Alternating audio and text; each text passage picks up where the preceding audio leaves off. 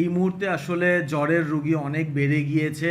আমরা গত কয়েক বছরে ডেঙ্গু রোগের প্রকোপটা অনেক বেশি দেখেছিলাম, কিন্তু এই বছর ডেঙ্গু রোগের চাইতে আমরা আরেকটা ভাইরাসজনিত রোগ চিকুনগুনিয়া এই রোগের প্রকোপটা অনেক বেশি দেখতে পাচ্ছি।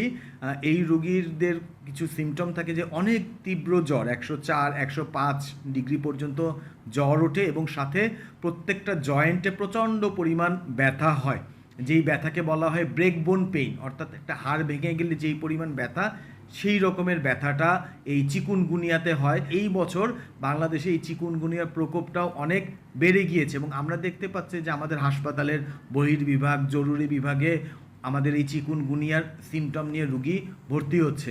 যদিও চিকুনগুনিয়া রোগের পরীক্ষা নিরীক্ষার যে সুযোগ সুবিধাগুলো এগুলো উপজেলা পর্যায়ে না থাকায় আমরা এই মুহূর্তে কনফার্মেটরিভাবে তাদেরকে শনাক্ত করতে পারছি না, কিন্তু সাইন সিমটম দেখে আমরা সম্ভাব্য রোগী হিসেবেও অনেককে ভর্তি করেছি।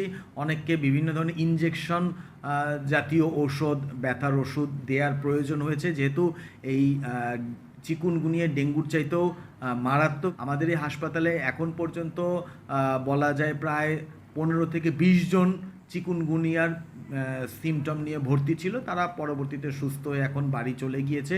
বহির্বিভাগেও দৈনিক 5 থেকে 10 জন এই চিকুনগুনিয়া সিমটম নিয়ে আসতেছে এবং আমরা দেখেছি যে আইডিসিআরে যে নমুনা পাঠানো হয় সেই সব নমুনার প্রায় 80 ভাগেরও বেশি এইবার চিকুনগুনিয়াটা ধরা পড়ছে।